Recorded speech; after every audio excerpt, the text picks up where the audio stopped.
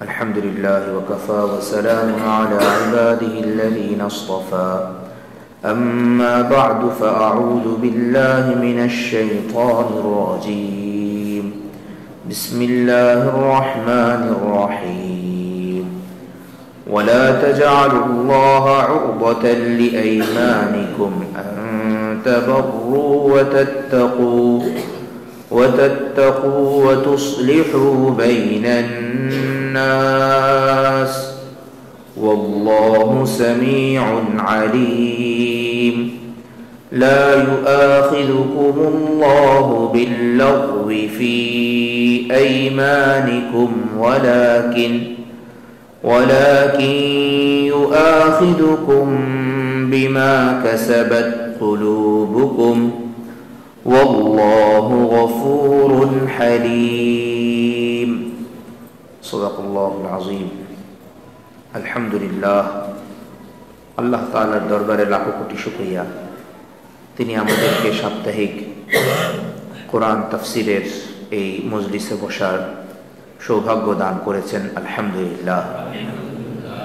আজ আমরা সূরা বাকারার 214 ও 224 এবং 225 নম্বর আয়াতের তেলাওয়াত শুনলাম।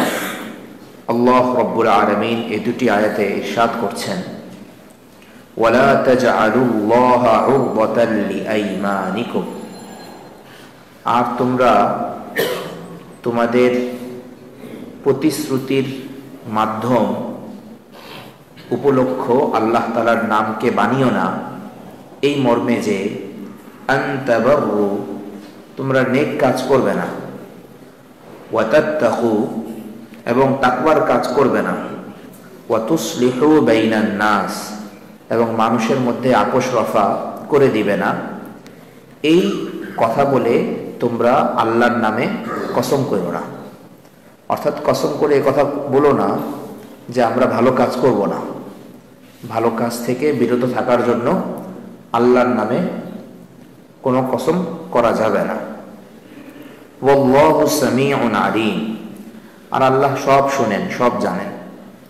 লা ইউআখিযুকুমুল্লাহু বিল্লাগwi ফি আইমানিকুম, আল্লাহ তোমাদেরকে পাকড়াও করেন না তোমাদের প্রতিশ্রুতির মধ্যে যেগুলো লাভ প্রতিশ্রুতি, অর্থাৎ অনর্থক প্রতিশ্রুতির কারণে আল্লাহ তাআলা তোমাদেরকে ধরবেন না। ওয়ালাকিন ইউআখিযুকুম, হ্যাঁ অবশ্য তিনি তোমাদেরকে পাকড়াও করবেন, বিমা কাসাবাত কুলুবুকুম, সে সকল প্রতিশ্রুতির কারণে যে প্রতিশ্রুতিগুলো তোমাদের অন্তরগুলো সরাসরি কামাই করেছে, দৃঢ়তার সাথে যে প্রতিশ্রুতিগুলো দিয়েছে। ওয়াল্লাহু গফুরুন হালিম, আর আল্লাহ ক্ষমাশীল, সহনশীল। সূরা বাকারার এই দুটি আয়াতে আল্লাহ রাব্বুল আলামিন কসম প্রসঙ্গে আলোচনা করেছেন। আমরা আলোচনায় ছিলাম বৈবাহিক জীবন সংশ্লিষ্ট আলোচনায়, দাম্পত্য জীবন, কাকে বিবাহ করা যাবে, কাকে বিবাহ করা যাবে না, এবং দাম্পত্য জীবনের এক বিশেষ মুহূর্ত, সেগুলো অতিবাহিত করার পদ্ধতি, সে সকল বিষয়ে পিছনের আয়াতগুলোতে আলোচনা হয়েছে। মাঝখানে দুটি আয়াতে আল্লাহ সুবহানাহু ওয়া তাআলা কসমের কথা বলেছেন, কিন্তু পরে আবার 26 থেকে 226 নম্বর আয়াত থেকে আবার দাম্পত্য জীবন সংশ্লিষ্ট আলোচনা রয়েছে। মাঝখানে কসমের আলোচনা কেন আসলো? মুফাসসিরিন ইকরাম বলেছেন যে সামনে পারিবারিক জীবনের যে বিষয়ে আলোচনা হবে, সেই বিষয়টার সম্পর্ক কসমের সাথে, অর্থাৎ সামনে 226 নম্বর আয়াতে দাম্পত্য জীবনের ইলা সংশ্লিষ্ট একটি মাসআলা বিষয়ে আলোচনা হবে। ইলা কাকে বলে, এই বিষয় তো আমরা বিস্তারিত আগামী সপ্তাহে ইনশাআল্লাহ আলোচনা করব। সংক্ষিপ্ত এতটুকু, জাহিরি যুগে একটি রসম ছিল, কুসংস্কার ছিল।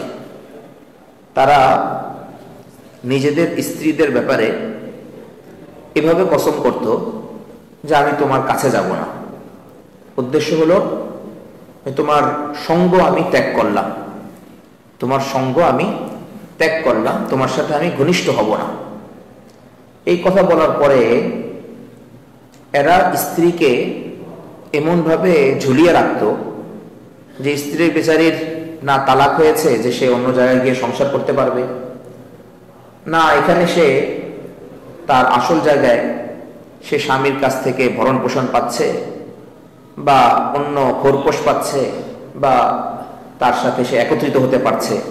অর্থাৎ স্ত্রীর যেই হক সেগুলো থেকে তাকে পরিপূর্ণরূপে বঞ্চিত করে দেওয়া।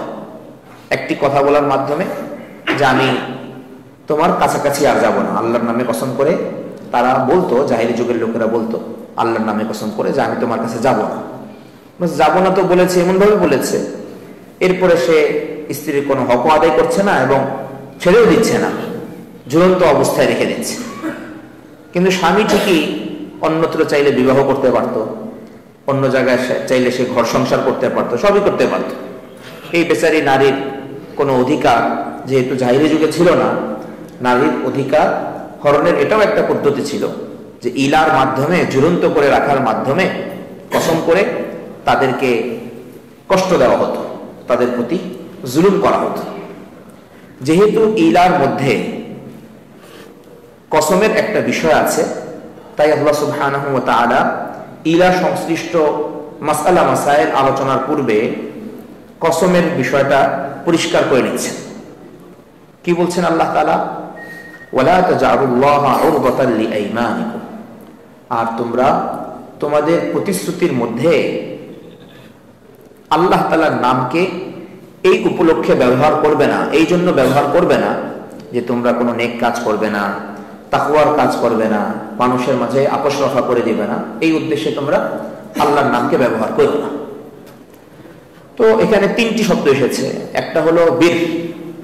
বীর কাকে বলে? বীরের সম্পর্ক সাধারণত হাক্কুল ইবাদের সাথে, বান্দার হকের সাথে। বান্দার সে সকল হক, যেমন পিতামাতার সাথে ভালো আচরণ করা, স্ত্রী পরিজন সন্তান সন্ততির সাথে ভালো আচরণ করা, গরিব দুঃখী এতিম মিসকিন অসহায় পীড়িত মানুষদেরকে খাবার খাওয়ানো, অসহায় ব্যক্তিদের পাশে গিয়ে দাঁড়ানো, এই সব কিছুকে বীর বলা হয়, নেক কাজ করা। বীর শব্দটা এখানে মানুষের সাথে সংশ্লিষ্ট যে নেক কাজ, ভালো ব্যবহার এবং জুলুম থেকে মানুষকে হেফাজত করা, এই জন্য এখানে ব্যবহৃত হয়েছে। দ্বিতীয় শব্দটি ব্যবহার হচ্ছে তাকওয়া। কসম করে এটা বলো না যে তুমি তাকওয়ার কোনো কাজ করবে না, অর্থাৎ মানে আল্লাহ তাআলার সাথে সংশ্লিষ্ট যে বিষয়গুলো আছে সেগুলো এখানে উদ্দেশ্য। তাকওয়ার প্রধান সম্পর্ক আল্লাহ তাআলার সাথে, যে তাকওয়ার সংশ্লিষ্ট কোনো কাজ তুমি করবে না এটা বলো না। অর্থাৎ কোনো ব্যক্তি এরকম করে বললো যে সে অমুক ইবাদতটি করবে না, সে আল্লাহ মাফ করেন, সে রোজা রাখবে না, সে নামাজ পড়বে না, তো কসম করে এরকমের কথা বলা যাবে না। কসম আল্লাহ তাআলার নাম বড় মহান নাম, বড় পবিত্র নাম, এটাকে ভালো কাজ থেকে বিরত থাকার উপলক্ষ বানানো যাবে না, না চাই সেটা মানুষের ক্ষেত্রে হোক অথবা আল্লাহ সুবহানাহু ওয়া তাআলার শানে হোক।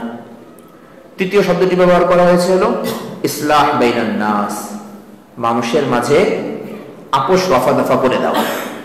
আপোষ রফা দফা করে দেওয়া, এই বিষয় থেকে তুমি বিরত রাখবে মর্মে কসম করা, এটাও ঠিক না। সংসার জীবনে আপোষ রফা দেওয়া করার বিভিন্ন অবস্থা তৈরি হয়। এটা নিজের পরিবারের মধ্যেও তৈরি হয়, আবার নিজের ভাই বোনদের, আল্লাহ হেফাজত করেন, সবাইকে হেফাজত করেন, ভাই বোনদের পরিবারেও তৈরি হতে পারে, আবার উপরের দিকেও তৈরি হতে পারে, নিচের দিকেও তৈরি হতে পারে। হয়তো এরকম একটা পরিস্থিতি আসলো, হ্যাঁ আল্লাহ তাআলা হেফাজত করেন, যে বাবা মার মধ্যে কোনো একটা বিষয় নিয়ে তর্ক হচ্ছে, গন্ডগোল হচ্ছে। তো এই গন্ডগোলগুলো দেখে সন্তান বললো যে হ্যাঁ তোমরা আব্বা আম্মা তোমরাই যদি গন্ডগোল করতে থাকো, আমরা কোথায় যাবো? না, সন্তানের দায়িত্ব হচ্ছে একটা পর্যায়ে এসে সে দুইজনের মধ্যে কিভাবে মিল করে দিবে। রাসূল করিম সাল্লাল্লাহু আলাইহি ওয়াসাল্লাম যে কয় জায়গায় মিথ্যা বলা জায়েজ আছে মর্মে বলেছেন, এর মধ্যে অন্যতম একটি জায়গা হচ্ছে ইসলাহ বাইনান নাস, মানুষের মধ্যে আপোষ রফা দফা করে দেওয়া, মানুষকে মিলিয়ে দেওয়া, মানুষকে মিলিয়ে দেওয়া, তাদের মধ্যে জোর তৈরি করে দেওয়া। কোরআন মাজিদে আল্লাহ তাআলা বলেছেন ইন্নামাল মুমিনুনা ইখওয়া, মুমিনরা তো হলো পরস্পর ভাই ভাই। ফাসলিহু বাইনা আখাওয়াইকুম, তোমরা তোমাদের ভাইদের মধ্যে গন্ডগোল যদি লেগে যায়, লাগতে পারে, শয়তান ভিতরে ঢুকতে পারে, তাদেরকে মিলিয়ে দাও। এদের মধ্যে আরো ফাটল কিভাবে তৈরি হবে, এটা একজন মুসলমানের শান নয়, মুসলমানদের এটা কাজ নয়। তো এরকম বিভিন্ন পরিবারে আল্লাহ হেফাজত করেন, যে সমস্যা তৈরি হতে পারে, ভাইয়ের পরিবারে হতে পারে, বোনের পরিবারে হতে পারে, সন্তানের পরিবারে হতে পারে, উপর দিকেও হতে পারে। আমার দায়িত্ব হবে ইমানদার হিসাবে যে আমি সবাইকে মিলাবো কিভাবে, সেই ব্যাপারে চেষ্টা করা। অনেক সময় দেখা যায় যে কেউ হয়তো তার মনের ব্যথা লাঘব করার জন্য কিছু পরিবার সম্পর্কে আপনার কাছে এসে কিছু বলল, বন্ধুর কাছে এসে কিছু বলল। তো এখন যদি অভিজ্ঞতা না থাকে, বিবেচনা শক্তি যদি অনেক মজবুত না হয়, তাহলে সে পরামর্শ দিয়ে দেবে যে এরকম বউ রাখা ঠিক হবে না, তোমার এরকম বউ রাখা ঠিক হবে না। এমনিই তো তার মেজাজ খারাপ, এমনিই তো দাম্পত্য জীবনে শয়তান অনুপ্রবেশ করেছে, তো আপনার কাছে সে ভালো একটা মশওয়ারা নেওয়ার জন্য, আপনার কাছে হালকা হওয়ার জন্য এসেছিল, আপনি বলে দিলেন যে বউ রাখা ঠিক হবে না। তো এই জন্য মুরব্বীরা বলেন যে কোনো কথা যে কারোর সাথে শেয়ার করা উচিত না। কার কাছে আপনি মশওয়ারা চাইতে যাবেন, কার কাছ থেকে আপনি বিভিন্ন বিষয়ে পরামর্শ নেবেন, এই বিষয়ে চিন্তা ভাবনা করা উচিত। আর পারিবারিক বিষয়গুলো যথাসম্ভব, গন্ডগোল হতে পারে, তর্কতর্কি হতে পারে, ঝগড়াঝাটি হতে পারে, আল্লাহ না করুন একটু কথাবার্তা বন্ধ থাকতে পারে, অভিমান হতে পারে, বিভিন্ন রকমের হালাত তৈরি হতে পারে। তো এরকম অবস্থা তৈরি হলে কাজ হচ্ছে যে অপর পক্ষ থেকে যদি এরকমের হালত তৈরি হয়, আমি চুপ থাকবো। আমার পক্ষ থেকে যদি এরকমের হালত তৈরি হয়, তাহলে প্রথম থেকেই, বিবাহের প্রথম দিন থেকে বলে দেওয়া যে তুমি চুপ থাকবা। এভাবে যদি চলতে থাকে, দুইজনই যদি গরম হয়ে যায়, তাহলে তো সেটা টিকানো মুশকিল। একজন যদি একটু ছাড় দেয়, একজন যদি একটু ছাড়ের উপরে চলে, আবার আরেক সময় আরেকজন একটু যদি ছাড়ের উপরে চলে, তাহলে গন্ডগোল আর শয়তান আর এখানে বেশি সুযোগ করতে পারে না। শয়তান বলে যে না, এখানে তো আমি কাজ করতে পারবো না। অনুরূপভাবে আপনার কাছে যদি কেউ পরামর্শ চায়, তো পরামর্শ চেয়েছে, আপনি তো হয়তো একটা দিক শুনেছেন, ভালো মন্দ আপনি তেমন একটা জানেন না, এক্ষেত্রে আপনি তাকে বড় কারো কাছে নিয়ে যান। আপনার থেকে যারা মুরব্বী, তাদের কাছ থেকে একটু কষ্ট করে নিয়ে যান। বয়সের দিক থেকে যিনি অভিজ্ঞ এবং যিনি ভালো পরামর্শ দিবেন, সংসারটাকে তিনি কিভাবে মজবুত রাখবেন, এই বিষয়ে যিনি পরামর্শ দিবেন, একটু কষ্ট করে তাদের কাছে নিয়ে যান। একটা সংসার বেঁচে যাওয়া মানে আল্লাহ সুবহানাহু ওয়া তাআলার রহমতের ছায়ার নিচে আপনি চলে আসলেন, শয়তানকে আপনি নারাজ করে দিলেন। আর সংসার একটা কথার কারণে যদি ভেঙে যায়, তাহলে শয়তানকে আপনি খুশি করে দিবেন, শয়তানকে খুশি করা যাবে না। তো এই মর্মে কসম করা যে আমি মানুষের মধ্যে ইসলাহ করব না, মানুষের মধ্যে আপোষ রফাদফা করে দিব না, এটা ঠিক না, এটা মুসলমান করতে পারে না। আব্দুল্লাহ বিন রাওয়াহা রাদিয়াল্লাহু আনহু, বিখ্যাত সাহাবী, তার ভগ্নিপতি, এবং সামনে ঘটনাটি আসবে অন্য সাহাবীর সূত্রেও আছে, তো ভগ্নিপতি এবং এই তার বোনের মধ্যে দেখা গেল যে একটা বিষয় নিয়ে গন্ডগোল হয়েছে, একটা বিষয় নিয়ে গন্ডগোল হয়েছে।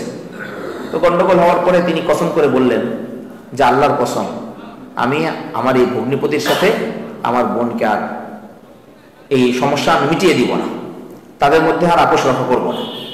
আল্লাহ রাব্বুল আলামিন আয়াত নাযিল করে সতর্ক করলেন, কি কসম করো তোমরা? আল্লাহর নামে কসম করে এটা বলছো যে তুমি আপোষ রক্ষা করবে না? তোমার দায়িত্ব, তুমি বড় ভাই অথবা তুমি ছোট ভাই। বোনের কাছে তো ছোট ভাইও অনেক সময় বড় ভাই, বোনের কাছে ছোট ভাইও বড় ভাইয়ের ভূমিকাতেই থাকে। তো তুমি তো এখন দায়িত্বের মধ্যে আছো, তোমার দায়িত্ব হচ্ছে দুই পরিবারকে এক করে দেওয়া। এর চাইতো আরেকটি বড় একটি ঘটনা সূরাতুন নূরের মধ্যে আমরা 18 নম্বর পারা ইনশাআল্লাহ পড়ব। ইফকের ঘটনা, আম্মা জান আয়েশা রাদিয়াল্লাহু আনহার উপরে মুনাফিকরা একবার অপবাদ দিয়েছিল, খুবই পচা একটা অপবাদ। তো ওই অপবাদের মধ্যে সরল মনা কিছু মুসলমান তারাও পড়ে গিয়েছিলেন, তারাও যুক্ত হয়ে গিয়েছিলেন।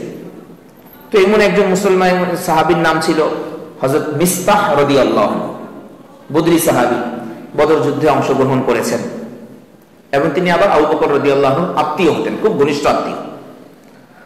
তো সাধারণত এরকমের কাজ আল্লাহ হেফাজত করেন, আল্লাহ হেফাজত করেন। সমাজে যদি, আমাদের সমাজ যদি কারো ক্ষেত্রে ঘটে যায়, আল্লাহ হেফাজত করেন। তাহলে মেয়ের ব্যাপারে বা পরিবারের ব্যাপারে বাইরের থেকে কেউ যদি কোনো কথা বলে, অনেকেই একটা কথা বলছে, সেটা হয়তো সত্য, ধরলাম সেটা একবারে হয়তো সত্য, অনেক মানুষ বলছে, আমি যাকে খোরপোশ দিই যে আমার তত্ত্বাবধানে আছে, নিয়মিত যাকে আমি মাসিক খরচ দিচ্ছি, সে যদি এরকম কোনো কাজে লিপ্ত হয়ে যায়, তাহলে বিচার হওয়ার আগেই তো আমি কি করব? আমাদের সমাজ কি করবে? আমাদের সমাজ বলবে যে হ্যাঁ, আমার বাড়িতে তুই নুন খাস, আবার আমার ঘরে একটা বিপদ হয়েছে, তো তুমি ওদের পক্ষে নিলা কেন? সত্য মিথ্যা তো দেখা দরকার নেই, তুমি ওদের পক্ষে নিল কেন? কিন্তু আবু বকর রাদিয়াল্লাহু আনহু, তিনি তো আবু বকরই, তিনি কি করলেন? তিনি পুরো ঘটনা যতদিন পর্যন্ত ঘটেছে, বা এই যে লম্বা একটা সময় প্রায় মাসখানিক যাবত বিভিন্ন রকমের কথাবার্তা হচ্ছে, ঘরের একেবারে আত্মীয় তার খরচও দেন, মিস্তাহ রাদিয়াল্লাহু আনহুর খরচও তিনি বহন করেন, তিনিও এই কাজের সাথে জড়িত, কিন্তু একবারও তাকে কিছু বললেন না, এবং নিয়মিত তিনি খরচ চালিয়ে গেলেন। মেয়ের ব্যাপারে এরকমের কথা বলছে, দূর সম্পর্কের আত্মীয় মেয়ের ব্যাপারে এরকম কথা বলছে, কিন্তু তিনি কিছু বললেন না, খরচ চালিয়ে গেলেন। কারণ এখনো তো ফয়সালা হয় না, মেয়ে সত্যবাদী না মেয়ে মিথ্যাবাদী, ফয়সালা তো হয় না। আয়েশা রাদিয়াল্লাহু আনহা এই ঘটনা চলাকালীন সময় তার বাবাকে বলেছিলেন, আব্বা তুমি আমার পক্ষে ওকালতি করে মুহাম্মদ সাল্লাল্লাহু আলাইহি ওয়াসাল্লাম নবীকে কিছু বলো। তাও বকর রাদিয়াল্লাহু আনহু চুপ, কোনো কথা বলেননি।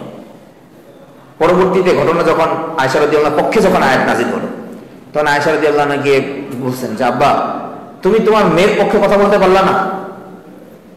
তো হযরত আবু বকর রাদিয়াল্লাহু আনহু জবাব দিয়েছিলেন, কোন আসমান আমাকে ছায়া দিবে এবং কোন মাটি আমাকে ঠাঁই দিবে যদি আমি এমন একটা কথা বলি যেই কথাটা বাস্তবতার বিপক্ষে।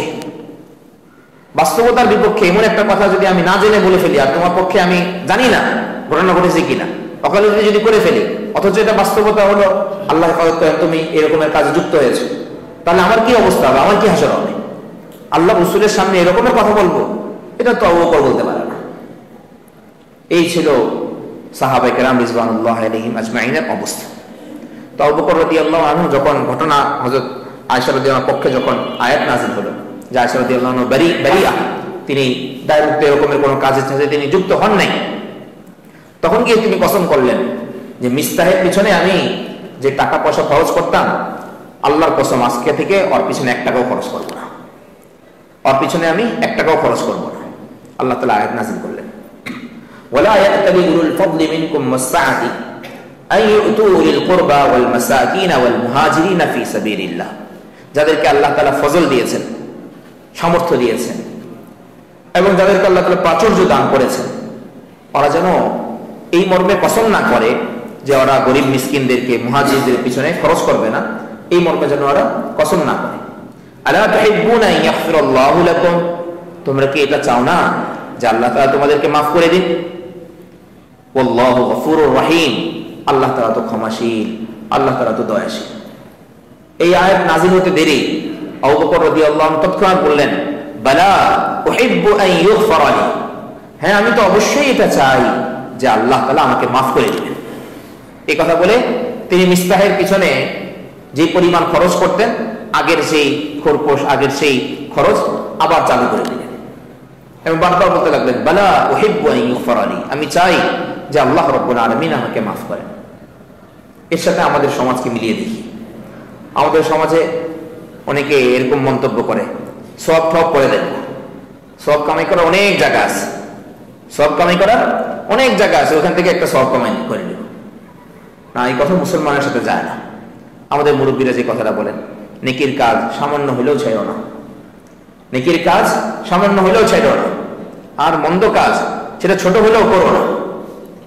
তো হযরত আবু বকর রাদিয়াল্লাহু আনহু তো কত দান সদকা, কত জায়গায় তিনি খরচ করেন, কত নেক কাজ করেন, এই উম্মতের সবচেয়ে শ্রেষ্ঠতম ব্যক্তিত্ব। রাসূলুল্লাহ সাল্লাল্লাহু আলাইহি ওয়াসাল্লাম তাকে এই উম্মতের সবচেয়ে শ্রেষ্ঠ ব্যক্তি হিসাবে ঘোষণা দিয়ে গেছেন, প্রথম খলিফা, এত এত তার বৈশিষ্ট্য, কিন্তু তিনি বললেন যে না, আল্লাহ তাআলা এখানে আমাকে লক্ষ্য করে বলছেন, আমি কি চাই না যে আল্লাহ তাআলা আমাকে মাফ করেন? হ্যাঁ আমি তো সেটা চাই। তিনি আবার খরচাদি চালিয়ে গেলেন, তিনি আবার খরচাদি চালিয়ে গেলেন।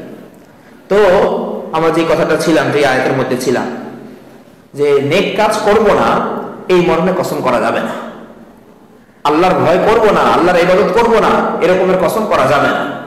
মানুষের মধ্যে কোন রকমের গন্ডগোল যদি হয় সেটা মিটিয়ে দিব না, এরকমের কসম করা যাবে না, এরকমের কসম করা যাবে না। অনেকে আবার এক্ষেত্রে এরকম ঘটনা ঘটে, 2-3 বার আপোষ রফা করে দিয়েছি, এরপরে যদি আবার ফোন দেয় আর ফোন রিসিভ করে না, ছোট বোন হয়তো বড় ভাইয়ের কাছে ফোন দিচ্ছে, বা বোন ভাইকে একটু নক করছে যে ভাইয়া তুমি এসে আমাকে মিটিয়ে দাও। হ্যাঁ আমি আবার ঝাড় দিই, হ্যাঁ তোটা 2 দিন পর পর এরকম গন্ডগোল করিস, 2 দিন পর পর তোদের এরকম ভাল লাগে না তোদের, না আমাকে আর এই বিষয়ে ফোন করবি না। না, এটা একজন বিবেচক মানুষের কাজ হতে পারে না। গন্ডগোল হতেই পারে, তবে আমরা গন্ডগোল করবো না যদি সমাজে কেউ করে ফেলে, তাদের ওখানে গিয়ে আপোষ রফা করে দেওয়া। আমার সাধ্যে যতটুকু আছে, আমার সাধ্যে যতটুকু আছে অতটুকু আমরা করে নেব। ওয়াল্লাহু সামিউন আলিম, আল্লাহ তাআলা কিন্তু শুনেন এবং সব জানেন। আল্লাহ তাআলা খুব শুনছেন যে তুমি এরকমের কথা বলছো, তুমি আল্লাহ তাআলার নামে এরকম মন্দ মন্দ কসম করছো, আল্লাহ তাআলা এগুলো শুনছেন এবং ভালো করে তিনি জানছেন যে কে এরকম কসম করে এবং কে এরকম কসম করে না। সেই ভিত্তিতে আল্লাহ তাআলা তাকে পুরস্কার দিবেন অথবা শাস্তি দিবেন। এরপরে 225 নম্বর আয়াতে আল্লাহ তাআলা বলছেন, লা ইউআখিযুকুমুল্লাহু বিল্লাগহি ফি আইমানিকুম, তোমাদের কসমের মধ্যে অনর্থক যে সকল কসম, সেগুলোর কারণে আল্লাহ তাআলা তোমাদেরকে ধরবেন না। এটা আরবদের একটা কথার বা ভাষার মুদ্রা সম্পর্কে বলা হচ্ছে। আরবদের মধ্যে এরকম একটা প্রচলন আগেও ছিল, এখনো আছে। কথায় কথায় তারা নেই কথার মুদ্রা হিসাবে বলে আল্লাহর কসম এটা আমি করেছি, আল্লাহর কসম এটা আমি করবো, ওয়াল্লাহি ওয়াল্লাহি তাল্লাহি বিল্লাহি, কথা করে তারা বলতে থাকে।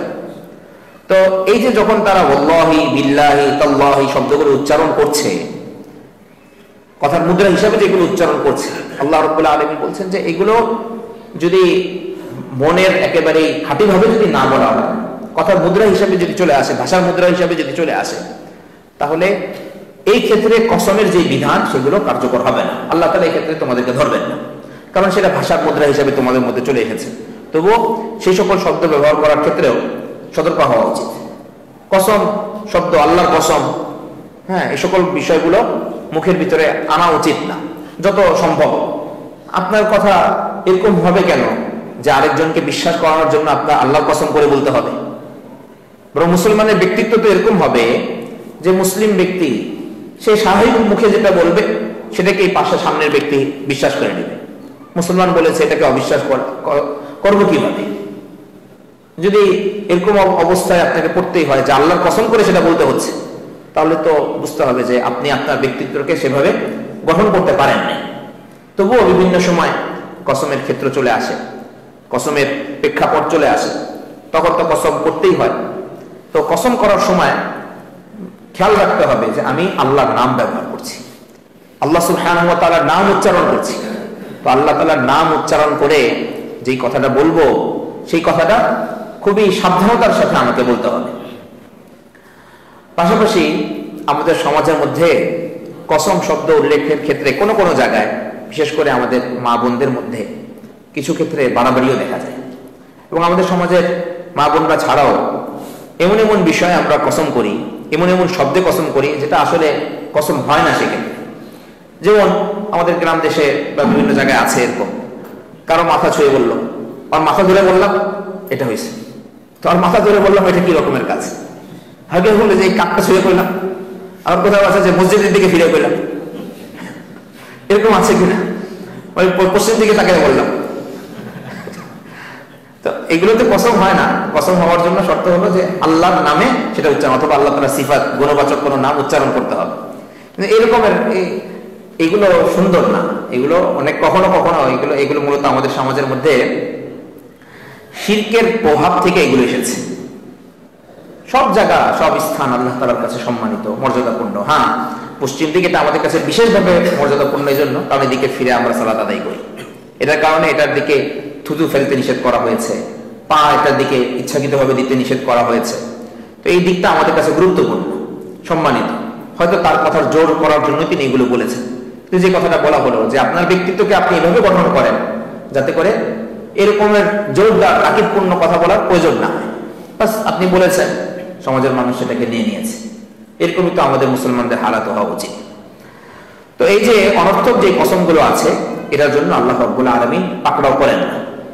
অনর্থক একটা কসমের প্রকার তো বলা হলো যে ভাষার মুদ্রা হিসাবে যেগুলো বলা হয়, আল্লাহর কসম আমি এটা করেছি, যেটা আরবদের মধ্যে ওয়াল্লাহি তাল্লাহি বলে তারা ব্যবহার করেন। আমাদের দেশে স্বাভাবিক অবস্থায় এরকম নাই। হ্যাঁ, ব্যক্তিগত ক্ষেত্রে যদি কারো এরকম হয়, ভাষার মুদ্রা হয়, তাহলে তাকে সংশোধন করতে হবে, ঠিক হতে হবে। কিন্তু এরকমের ক্ষেত্রে আল্লাহ রাব্বুল আলামিন তাকে পাকড়াও করবেন না, কোনো বিধান তার ক্ষেত্রে কার্যকর হবে না। অনর্থক কসমের আরেকটা সূরত হলো এই যে কোনো ব্যক্তি অতীতের কোনো বিষয়ে কসম করছে, অথচ সে নিশ্চিতভাবে বলছে যে এই কাজটা আমি করেছি, কিন্তু বাস্তবে সে এটা করে না। নিশ্চিতভাবে বলছে মানে যে তার এটা ভুলে গেছে যে সে এই কাজটা করেছিল নাকি করে না, এটা সে ভুলে গেছে। অর্থাৎ বাস্তবতা যেটা সেটার বিপরীত সে বলছে, মিথ্যা কথা বলার উদ্দেশ্যে সে বলছে না। তার জেহেনের মধ্যে ফিট হয়ে আছে যে সে এটা করেছে, তার জেহেনের মধ্যে বসে আছে যে সে এটা করেছে, আসলে সে এটা করে না। কিন্তু সে যে কথাটা বলছে কনফিডেন্সের সাথে বলছে, এবং তার মনের ভিতরেও মিথ্যা বলার উদ্দেশ্য নয়। যদি সে তার মনে করতো এটা, তার যদি স্মরণে আসে যে আমি মিথ্যা বলছি, তাহলে সেই রকমের শব্দ উচ্চারণ করতো না। তো এটাও অনর্থক, এটাকেও আল্লাহ রাব্বুল আলামিন মাফ করে দিবেন। এটার জন্য আল্লাহ রাব্বুল আলামিন ধরবেন না, কারণ আমি তো আমার যতটুকু সামর্থ্য সেটার মুকাল্লাফ, সেটার উপরে আমাকে বিচার করা হবে। আল্লাহ রাব্বুল আলামিন এটাকেও ছাড় দিয়ে দিয়েছে। আল্লাহ তাআলা রহমান রহিম। তো দুই রকমের কসম গেল, একটা হলো যে ভাষার মুদ্রা হিসেবে বলা, একটা হলো অতীতের বিষয়ে এইভাবে বলা যে অতীতের বিষয় আমার ধারণা অনুযায়ী বা আমার বিশ্বাস অনুযায়ী আমি একটা কসম করছি, অথচ বাস্তবতার বিপরীত। এটার কারণে ইনশাআল্লাহ আল্লাহ তাআলা মাফ করে দিবেন। তৃতীয় আরেকটা প্রকার হচ্ছে অতীতের বিষয় আমি জানি যেটা মিথ্যা কথা, আমি ভালো করে জানি যে এটা মিথ্যা কথা, সেটার উপরে আমি কসম করলাম যে আল্লাহর কসম এটা হয়েছে, আল্লাহর কসম এই জমিটা আমার, অথচ আমি বাস্তব ভালোভাবে জানি যে এই জমিটা আমার না। তো রাসূলুল্লাহ সাল্লাল্লাহু আলাইহি ওয়াসাল্লাম বলেছেন যে কোনো ব্যক্তি মিথ্যা কসমের মাধ্যমে যদি কোনো কিছু অধিকার করে নেয়, তাহলে সে তো জান্নাতের একটা জাহান্নামের একটা জিনিসকে সে তার সংরক্ষণে আনলো, জাহান্নামকে সে অধিকার করল। এবং মিথ্যা কসমের ব্যাপারে, অতীতকালের মিথ্যা কসমের ব্যাপারে আরো ভয়াবহ অনেক কথা আছে। রাসূলুল্লাহ সাল্লাল্লাহু আলাইহি ওয়াসাল্লাম খুবই ভয়াবহ কথাগুলো এই বিষয়ে বলেছেন, যেটা অনেক গুনাহের বিষয়। অতীতের বিষয়ে সে জেনে বুঝে ইচ্ছাকৃতভাবে মিথ্যা কসম করলো, এটা অনেক গুনাহের বিষয়। সেটাই বিষয় আল্লাহ তাআলা সামনে বলছেন, ওয়ালাকিন ইউআখিযুকুম বিমা কাসাবাত কুলুবুকুম, তিনি তোমাদেরকে পাকড়াও করবেন, শাস্তি দিবেন সেই সকল কসমের বিষয়ে যে সকল কসমগুলো তোমাদের অন্তর থেকে ইচ্ছাকৃতভাবে তোমরা করো। এটা তো অতীতের বিষয় হলো। আরেকটা হলো ভবিষ্যতের বিষয়। ভবিষ্যতের বিষয়ে কোনো ব্যক্তি কসম করলো যে আল্লাহর কসম আমি এটা করব, অথবা আল্লাহর কসম আমি এটা করব না। তো যখন কোনো ব্যক্তি এরকমের কথা বলে আল্লাহর কসম আমি এটা করব, আল্লাহর কসম আমি এটা করব না, তখন ওই কাজটা করা অথবা না করা তার উপর আবশ্যক হয়ে যায়। এখন সে যদি মন্দ বিষয় কসম করে, মন্দ বিষয় যদি কসম করে, তাহলে তার দায়িত্ব হচ্ছে ওই কসমটা ভাঙা এবং কাফারা দেওয়া, ওই কসমটা ভাঙা এবং কাফারা দেওয়া, এটা তার উপরে ইয়াটা আবশ্যক। আমাদের সমাজের মধ্যে একটা প্রচলন আছে যে বলে যে আল্লাহর কসম আমি এটা করব না, আল্লাহর কসম আমি এটা করব না। তো বলেছি তো বলেছি, আমি তো আল্লাহর কসম করে এটা বলেছি, অথচ সেটা হলো মন্দ কাজ। সেটা একটা ভালো কাজ ছিল, সেই ভালো কাজ পরিহারের ব্যাপারে সে এরকমের একটা কথা বলেছে, অথবা মন্দ কাজ করার ব্যাপারে সে এরকমের কথা বলেছে। তো রাসূলুল্লাহ সাল্লাল্লাহু আলাইহি ওয়াসাল্লামের নির্দেশনা হচ্ছে এরকমের কসম তুমি ভাঙো এবং কাফারা দাও। কারণ মন্দ বিষয় তুমি কসম করবা এবং সেটার উপরে তুমি এরকম অটুট হয়ে থাকবে, অটল থাকবে, এটা শরীয়তের নির্দেশনা নয়। শরীয়তের নির্দেশনা কি? দুইটা হাদিস বলি। একটা হলো হযরত আবু বকর রাদিয়াল্লাহু আনহুর হাদিস। আবু বকর রাদিয়াল্লাহু আনহু একদিন ঈশার নামাজের পরে আবার মসজিদে নববীতে যাবেন, রাসূলুল্লাহ সাল্লাল্লাহু আলাইহি ওয়াসাল্লামের দরবারে যাবেন। রাসূলুল্লাহ সাল্লাল্লাহু আলাইহি ওয়াসাল্লামের যাওয়ার কিছুক্ষণ আগে কিছু মেহমান আসলেন। তো আবু বকর রাদিয়াল্লাহু আনহু তার ছেলেকে বললেন, এই বাবা, মেহমানদেরকে খাবার দাবার খাইয়ে তুমি এদেরকে ঘুম পাড়িয়ে দেবো, আমার আসতে একটু দেরি হতে পারে। হয়তো বিশেষ কোনো একটা তাকাজা ছিল, রাসূলুল্লাহ সাল্লাল্লাহু আলাইহি ওয়াসাল্লামের সাথে কোনো আলোচনা ছিল। তো আবু বকর রাদিয়াল্লাহু আনহু সেই ছেলে আব্দুর রহমান রাদিয়াল্লাহু আনহু তিনি খেতে বলেছেন। তিনি বললেন যে মূল মেজবান না আসলে আজকে আমরা খাবো না। তো উনি বলছেন যে ভাই আপনারা খান, না হলে আজকে আমার খবর আছে, আব্বা এসে আমার তো 12টা বাজায় ফেলবে, এরকমের কথা বলতে বলেছেন। তো তারা হঠাৎ করে এক পর্যায়ে কসম করে ফেললেন যে আল্লাহর কসম মেজবান না আসলে আমরা খাবো না। উনি তো বেচারা তো মাথায় হাত, এটা কি করলেন আপনারা? আল্লাহর কসম করছেন, এখন তো আব্বা এসে আমার 12টা বাজে, আমি কেন আপনাদেরকে খানা খাওয়াইনি? আবু বকর রাদিয়াল্লাহু আনহু ঠিকই আসলেন। আসার পরে ডাক দিলেন, মেহমানদের কাছে গিয়ে আর কি তাদের চেহারা দেখেই বুঝে গেলেন যারা খানা খায়নি। জোরে ডাক দিলেন, আব্দুর রহমান। আব্দুর রহমান কোনো জবাব দেন না, যে জানেন যে আজকে খবর আছে, কোনো জবাব দেন না। তো জবাব দেন না। পরে এক পর্যায়ে তিনি ইয়া করেছেন, ইয়া গুন্ধার। গুন্ধার আরবি ভাষায় আমরা বাংলাতে যদি একটা এই কথ্য ভাষায় যদি তর্জমা করি তাহলে এটা দাঁড়াবে এই গর্দব, এই গর্দব তুই কই। তো বাবা সন্তানকে বলছেন, বলতেই পারেন। তো আবু বকর রাদিয়াল্লাহু আনহু এইভাবে তাকে ডাক দিলেন। ডাক দিয়ে তিনি চুপ করে গেছেন, কোনো কথা বলছেন না। এরপরে পাকঘরে গেছেন। আবু বকর রাদিয়াল্লাহু আনহু তার স্ত্রীকে জিজ্ঞেস করছেন যে খানা খাও নাই কেন? হ্যাঁ, তারা আল্লাহর কসম করে বলেছে খানা খাবো না মেজবান আসা পর্যন্ত। তো তিনিও বললেন যে ঠিক আছে, আল্লাহর কসম আমিও খানা খাবো না, দেখি আজকে কি হয়। স্ত্রী এক পর্যায়ে তিনিও কসম করলেন যে আমিও খানা খাবো না। আরে খানা না খাওয়ার পরে সব একসাথে কসম করা গেল, সেই বুখারীর মধ্যে আছে। তো এই এত পছন্দ করে কিছুক্ষণ পর আবু বকর চিন্তা করে বলেন, আরে এটা তো শয়তানের ধোঁকা। শয়তান আমাদেরকে দিয়ে এটা কাজ করাচ্ছে যে ভালো কাজের বিষয়ে আমরা সবাই মিলে পছন্দ করছি, ভালো কাজ ছাড়ার ব্যাপারে আমরা সবাই মিলে পছন্দ করছি, এটা তো করা যাবে না। তো তিনি বললেন যে কাফারা দিয়ে দিব, কসম সবাই মিলে ভাঙি, এখন সবাই মিলে কসম ভাঙি এবং এটার কাফারাটা আমরা দিয়ে দিব। ঠিক আছে। এরপরে খাবার পরিবেশন করা হলো, সবাই খেলেন, আবু বকর রাদিয়াল্লাহু আনহু খেলেন, মেহমানরা খেলো, আবু বকর রাদিয়াল্লাহু স্ত্রী খেলেন, সন্তান খেলেন, সবাই মিলে খেলেন। কিন্তু খাবার তো আর কমে না, খাবারের মধ্যে বরকত হচ্ছে, খাবার এখন আর কমছে না। আবু বকর রাদিয়াল্লাহু আনহু বললেন এটা হলো আল্লাহ সুবহানাহু ওয়া তাআলার পক্ষ থেকে বারাকা। ওই যে আমরা ভালো কাজ না করার ব্যাপারে কসম করেছিলাম এবং যখনই আমরা বুঝতে পেরেছি যে এটা শয়তানের পক্ষ থেকে হচ্ছে, তখন ওইটা আমরা কসমটা ভেঙে ফেলছি। কসমটা যেহেতু ভেঙে ফেলেছি, এই জন্য আল্লাহ তাআলার পক্ষ থেকে পুরস্কার চলে এসেছে। এরকম ভালো কাজ থেকে বিরত থাকার ব্যাপারে যদি কোনো ক্ষেত্রে কেউ কসম করে ফেলে, তার দায়িত্ব কি? তার দায়িত্ব হচ্ছে যত দ্রুত সম্ভব সেটা কসমটাকে ভেঙে ফেলা।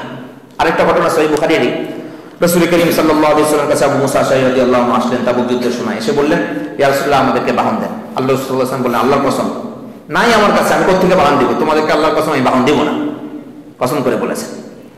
তো আবু মুসা আশআরী রাদিয়াল্লাহু আনহু চলে গেলেন। আশার গোত্রের অন্য যারা ছিল তাদেরকে এই ঘটনাটা বললেন যে আল্লাহ রাসূল তো কসম করে বলেছেন দিবেন না। কিছুক্ষণ পরে আবার টাক পাঠালেন যে আসো, তোমরা 6টা উট এসেছে, তোমরা নিয়ে যাও। তো তারা আসলেন, আসার পরে তাদেরকে উটগুলো দিয়ে দেওয়া হলো। আবু মুসা আশআরী রাদিয়াল্লাহু আনহু সেটা নিয়ে চলে যাচ্ছে। কিছুক্ষণ যাওয়ার পরেই তার মনে হলো যে আমরা বুঝি হুজুর সাল্লাল্লাহু আলাইহি ওয়াসাল্লামের কসমকে ফাঁকি দিয়ে আমরা এগুলো নিয়ে চলে যাচ্ছি। অর্থাৎ আল্লাহ রাসূল সাল্লাল্লাহু আলাইহি ওয়াসাল্লাম হয়তো তার কসমের কথা ভুলে গেছেন, সেই ভুলার শুরুতে হয়তো আমরা এটা নিয়ে যাচ্ছি। যদি এরকম হয় যে ফাঁকি দিয়ে যদি আমরা নিয়ে থাকি তাহলে তো আমরা বরবাদ হয়ে যাব। না, বিষয়টা আল্লাহ রাসূলের কাছে গিয়ে বলতে হবে, ইয়া রাসূলুল্লাহ আপনি তো কসম করেছিলেন। আসলেন, এসে আবার বললেন, ইয়া রাসূল আপনি তো কসম করেছেন দিবেন না, আবার যে দিলেন। তো এখানেও আমাদের জন্য একটা শিক্ষণীয় ঘটনা আছে। আমরা তো একটা চেক পাস হয়ে গেলেই বাস, হ্যাঁ চলে আসছে, আলহামদুলিল্লাহ আমাদের ব্যাংকের অ্যাকাউন্টে ঢুকে গেছে, খুশি। কিন্তু সাহাবায়ে কেরাম এরকম ছিলেন না। সাহাবায়ে কেরাম এটা আবার পরবর্তীতে আবার তারা নিজেরাই যাচাই করতেন যে আমার এই কাজটা রাসূলুল্লাহ সাল্লাল্লাহু আলাইহি ওয়াসাল্লামের অগোচরে হয়ে যায় নাই, তার কসমটাকে আমরা তাকে ফাঁকি দিয়ে তো আমরা এটা নিয়ে নিই নাই। যদি এমন হয়ে থাকে তাহলে তো বলিবার পর অন্যায় হয়ে গেছে। আবার তারা রাসূলুল্লাহ সাল্লাল্লাহু আলাইহি ওয়াসাল্লামের কাছে যেতেন। এই যে এই ঘটনাটা তার প্রমাণ। গেলেন, গিয়ে পুরো ঘটনাটা বললেন। আল্লাহ রাসূল সাল্লাল্লাহু আলাইহি ওয়াসাল্লাম বললেন যে দেখো, কখনো যদি এমন হয় আমি একটা কাজে কসম করি, এরপরে এর চাইতে উত্তম কোন বিষয়, এর বিপরীতটাকে আমার কাছে উত্তম মনে হয়, একটা বিষয় আমি কসম করেছি সেটা করবো অথবা করবো না, পরবর্তীতে আমি দেখেছি যে এর বিপরীতটা হলো উত্তম, তাহলে আমি তৎক্ষণাৎ কসমটা ভাঙি এবং এর বিপরীত যে কাজটা উত্তম সেটাই আমি করে ফেলি, তো ভবিষ্যৎ বিষয়ে যদি কোনো ব্যক্তি কসম করে, ভবিষ্যতের খারাপ বিষয় তো কসম করবোই না, খারাপ বিষয় তো কসম করার প্রশ্নই আসে না। কিন্তু যদি কোনো সময় হয়ে যায় তাহলে আমরা সেই কসমটা ভেঙে ফেলার চেষ্টা করব। এই বিষয়ে হযরত আয়েশা রাদিয়াল্লাহু আনহা একটা ঘটনা আছে সহিহ বুখারীর মধ্যে, লম্বা হাদিস। হাদিসটা সংক্ষিপ্ত হয়ে বলি। আয়েশা রাদিয়াল্লাহু আনহা, উরওয়া ইবনে জুবাইর রাদিয়াল্লাহু আনহু ছিলেন এই মদিনা মুনাওয়ারার লম্বা সময়ের গভর্নর ছিলেন এবং অনেক টাকা পয়সা তার কাছে থাকতো। গভর্নর হওয়ার কারণে বাইতুল মালের টাকা পয়সা তার কাছে আসতো এবং একটা হিস্সা নবীদের স্ত্রীদের জন্য বরাদ্দ ছিল। আল্লাহ রাসূল সাল্লাল্লাহু আলাইহি ওয়াসাল্লামের কাল থেকে বরাদ্দ ছিল, সাহাবায়ে কেরাম সেটা করেছেন। তো সেই হিস্সা তিনি পাঠাতেন। এছাড়াও তার যে অন্যান্য ব্যবসায়িক সম্পদ ছিল সেখান থেকেও কিছু কিছু তিনি আয়েশা রাদিয়াল্লাহু আনহার কাছে পাঠাতেন। তো যখনই কোনো কিছু পাঠাতেন আয়েশা রাদিয়াল্লাহু আনহা একদিক দিয়ে ঢুকতো, আরেক দিক দিয়ে দান করে দিতেন। তো একবার প্রায় 50,000 দিনারের উপরে পাঠিয়েছেন, মানে স্বর্ণ মুদ্রা 50,000-এর উপরে পাঠিয়েছেন।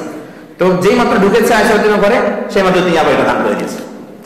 তো উরওয়ার কাছে এই সংবাদ আসার পরে উরওয়া বললেন, খালাকে আর টাকা পয়সা দিব না, খালাকে আর টাকা পয়সা দিব না। আয়েশা রাদিয়াল্লাহু আনহা যখন এটা শুনলেন যে ভাইগনা এই কথা বলছে যে খালাকে আর টাকা পয়সা দিব না, উনি বললেন যে ওর টাকার কি আমি মুহতাজ, ওর টাকার আমি মুহতাজ, আল্লাহর কসম আজকে থেকে আমি ওর সাথে কোনো কথাই বলবো না, আল্লাহর কসম আজকে থেকে আমি ওর সাথে কোনো কথা বলবো না। এই যে কসম যে করেছেন এই কসম তো আর ভাঙেন না। মানে কথা নিয়ম হচ্ছে যে 3 দিনের বেশি কোনো মুসলমান ভাইয়ের সাথে কথা বন্ধ করে রাখা যাবে না। হ্যাঁ, উত্তম হচ্ছে সে ব্যক্তি যে ব্যক্তি প্রথমে সালাম দিয়ে শুরু করে। হ্যাঁ, সম্পর্ক হয়তো আগের মতো এরকম জোড়া না লাগলেও অন্তত পক্ষে দূর থেকে আসসালামু আলাইকুম কুশল বিনিময় করা এতটুকু হয়ে যাওয়াটা কাম্য। তো আম্মা জান আয়েশা রাদিয়াল্লাহু আনহা খুব কঠিন করে কসম করেছেন এবং তিনি বলেছেন যে ওয়ান্নাজু শাদীদ, আমি যে কসম করেছি এটা খুব কঠিন কসম, এটা থেকে আমাকে কেউ সরাতে পারবে না। তো কথা বলার সুরত তো তখন আসবে যদি ঘরের সামনে প্রবেশ করে। আয়েশা রাদিয়াল্লাহু আনহা ঘরের বাইরে ব্যারিকেড দিয়েছেন যে উরওয়া আসলেই ওকে ঘরে ঢুকতে দিবা না, উরওয়া আসলেই ওকে ঘরে ঢুকতে দিবা না, তো কসম চলতে থাকবে। তো অনেকদিন চলে গেল।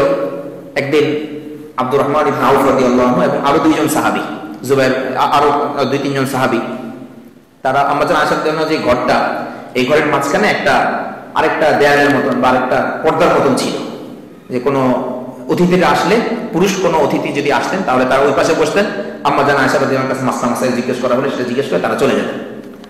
তো একদিন আম্মা জান আয়েশা রাদিয়াল্লাহু আনহার কাছে এসেছেন, ঘরে ঢোকার জন্য অনুমতি চাচ্ছেন বড় বড় সাহাবায়ে কেরাম রিজওয়ানুল্লাহি আলাইহিম আজমাইন, যে আম্মা জান আসতে পারি আমরা?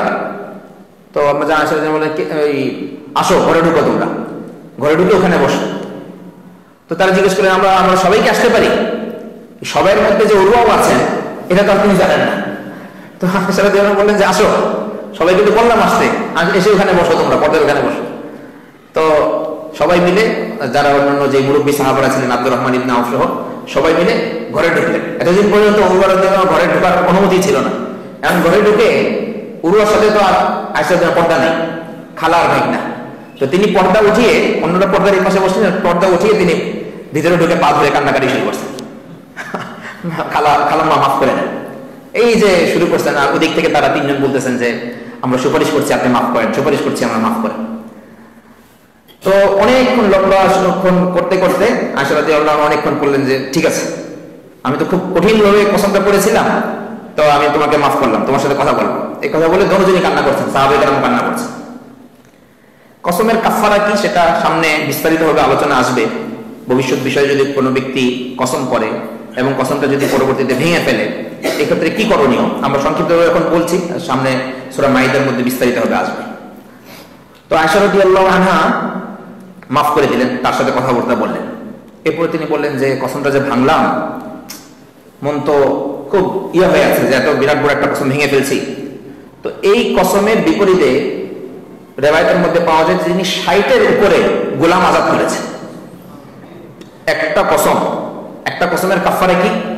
আল্লাহ তাআলা কোরআন মাজিদের সূরা মায়েদার 89 নম্বর আয়াতে বলেছেন ফাকাফারাতু ইতআমু 10 মাসাকিন, 10 জন মিসকিনকে খাবার খাইয়ে দেওয়া, মিন আওসাতি মা তুতঈমুনা আহলিকুম, তোমরা তোমাদের পরিবারের সাথে যে খাবার দাবার খাও, অন্যদেরকে যে খাবার দাবার খাও, এরকম 10 জনকে তোমরা খাবার খাওয়া দিবা, 2 বেলা খানা খাইয়ে দিবে। আও কিসরাতুহুম, অথবা এরকম 10 জন ব্যক্তিকে এক জোড়া করে কাপড় দিয়ে দিবে। আও তাহরিরু রাকাবা, অথবা একজন দাস আজাদ করে দিবে। একজন দাস আজাদ করলেই কসমের কাফারা আদায় হয়ে যাবে। সেখানে হযরত আম্মা জান আয়েশা রাদিয়াল্লাহু আনহা একটা কসমের কাফারা দেওয়ার জন্য 60-এর উপরে দাস আজাদ করেছে। 60 জন দাস, আমরা এটা বর্তমান টাকায় হিসাব করাও আমাদের জন্য কঠিন হয়ে যাবে। একটা উটের হিসাব যদি ধরি, আরেকদিন আমরা এই বিষয় আলাপ করেছিলাম যে একজন মানুষ যদি কাউকে যদি হত্যা করা হয় তাহলে তার দিয়ত কয়টা উট? তার দিয়ত হচ্ছিল 100টা উট। একজন মানুষ যদি কেউ ভুলে যদি হত্যা করে, অথবা কিসাস আসার কথা, নিহত ব্যক্তির পরিবার মাফ করে দিয়েছে, এখন তাদেরকে কয়টা উট দিতে হবে? 100টা উট তাদেরকে দিতে হবে। তো যে 100টা উট তাকে যে দিতে হবে, একজনের বিপরীতে 100টা উট, তবে 60 জন আমরা কম সংখ্যায় ধরলাম, 60 জন। তো 60 জন, এটার সাথে আমরা 100 উট গুণ দিই। এক একটা উটের দাম কত? 10 লাখের নিচে কোনো উট পাওয়া যাবে এখন? 10 লাখের এই নিচে তো কোনো উট পাওয়া যাওয়ার কথা নাই। তো কত পরিমাণ টাকা তিনি আল্লাহর রাস্তায় দান করেছেন শুধুমাত্র একটা কাফারা দেওয়ার জন্য। আল্লাহর নাম কত মহান, আল্লাহর নাম কত পবিত্র, সাহাবায়ে কেরামের জিন্দেগি থেকে এটা বুঝে আসে। এবং সাথে সাথে এটাও বুঝে আসে যে তারা কোনো বিষয় যদি কসম করতেন রাসূলুল্লাহ সাল্লাল্লাহু আলাইহি ওয়াসাল্লামের যে আদর্শ ছিল, এর বিপরীতটা যদি তাদের কাছে মনে হতো যে এটা ভালো, তাহলে বিপরীতটাই তারা করতেন, কসমটাকে ভেঙে ফেলতেন। গো মেরে বসে থাকতেন না যে হ্যাঁ কসম করছি, জবান দিছি, এটাই থাকবে। জবান কোন ক্ষেত্রে দিচ্ছেন এটা তো আপনাকে হিসাব করতে হবে। বললেই তো হলো না যে হ্যাঁ জবান দিয়েছে, আমার জবানের অনেক দাম আছে। কি দাম আছে আপনার জবানের আল্লাহ তাআলার আদেশের সামনে? আল্লাহ তাআলার আদেশের সামনে আমার জবানের কি দাম আছে? কোনো দামই তো নেই আমার জবানের। তো যে বিষয়ে আল্লাহ তাআলা যেভাবে আমাদেরকে কাজগুলো করতে বলেছেন সেই বিষয়ে সেভাবে কাজ করা। তো ভবিষ্যতের বিষয় যদি কোনো কসম করে ফেলে, মন্দ কোনো কসম যদি হয়, তাহলে সেটা ভাঙাটাই হলো দায়িত্ব এবং কাফারাটা দিয়ে দিন। আর ভালো বিষয় যদি কসম হয় তাহলে সেই কাজটা করা উচিত, যত দ্রুত সম্ভব সেই কাজটা করা উচিত। যদি একেবারে অক্ষম হয়ে যায় তাহলে সেটা ভেঙে কাফারা দেওয়া যেতে পারে। কসমের বিষয়ে আরো বিস্তারিত মাসালা মাসাইল আসবে, এখানে কসমের সাথে সাথে আবার মান্যতের বিষয় আছে, ইনশাআল্লাহ ওটা পরে ইনশাআল্লাহ আমরা আলোচনা করব জায়গায়। তো এখানে আল্লাহ তাআলা বলছেন আল্লাহ তাআলা তোমাদেরকে পাকড়াও করবেন না তোমাদের অনর্থক কসমের কারণে, তবে তিনি তোমাদেরকে পাকড়াও করবেন সে সকল কসমের কারণে যেগুলো তোমাদের অন্তর সুদৃঢ়ভাবে করে। আল্লাহু গফুরুন হালিম, অবশ্য আল্লাহ তাআলা ক্ষমাশীল এবং সহনশীল। যে কসমগুলো তোমরা অন্যায়ভাবে করে ফেলেছো, সেগুলো আল্লাহ তাআলা মাফ করে দিবেন। হতাশ হয়েও না, আল্লাহ রাব্বুল আলামিন তওবা করলে এবং সেটার যে কাফারা আছে সেটা দিয়ে দিলে আল্লাহ সুবহানাহু ওয়া তাআলা সেটা মাফ করে দিবেন। আল্লাহ রাব্বুল আলামিন আমাদেরকে যে কোনো কথা, যে কোনো কাজ ভেবেচিন্তে করার তৌফিক দান করেন, কসমের ক্ষেত্রগুলো বুঝে উপলব্ধি করে আমল করার তৌফিক দান করেন। আমিন। ওয়া আখিরু দাওয়ানা আলহামদুলিল্লাহি রাব্বিল আলামিন। সুবহানাল্লাহি ওয়া বিহামদিহি, সুবহানাকাল্লাহুম্মা ওয়া বিহামদিক, আশহাদু আল্লা ইলাহা ইল্লা আনতা, আস্তাগফিরুকা ওয়া আতুবু ইলাইক।